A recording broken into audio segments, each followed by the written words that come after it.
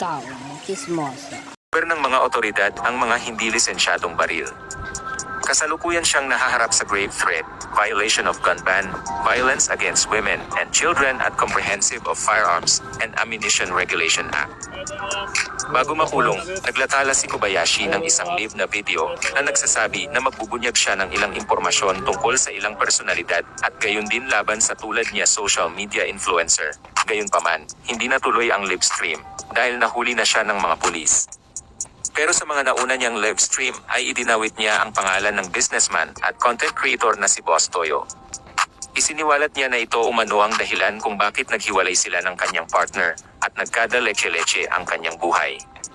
Wala na tol, kaya nga ako nag-live eh. Kasi ako na rin, alam ko na eh. Sinabi ko naman sa kanya, pauusan niya lang eh. Huwag niya ako itindihin eh. Kung nakagawa ako kasalanan, wala eh. Nagawa ko na eh.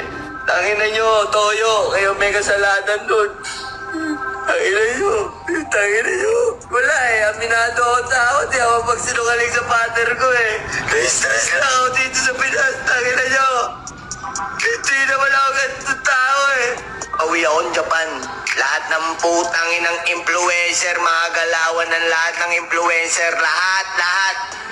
Bubunyag ko mga mapapantot na influencer dito sa Pinas. Putangin ninyo. Isa ay sa mga nagsira sa akin.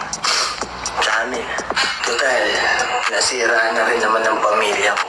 Mandamay na tayo ng pamilya.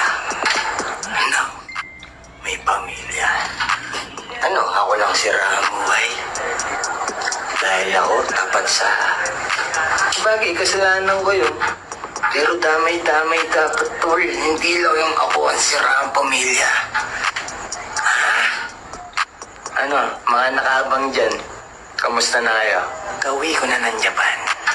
Para safety pa rin tayo. Titirahin nyo na ako ngayon. Hindi niya naman alam yung lugar ko, pare. Wala kayong matitirang ako.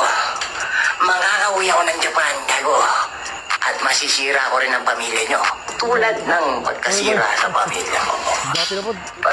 Tingnan mo, pag binunyag ko kayo, hindi na kayo makakaganyan.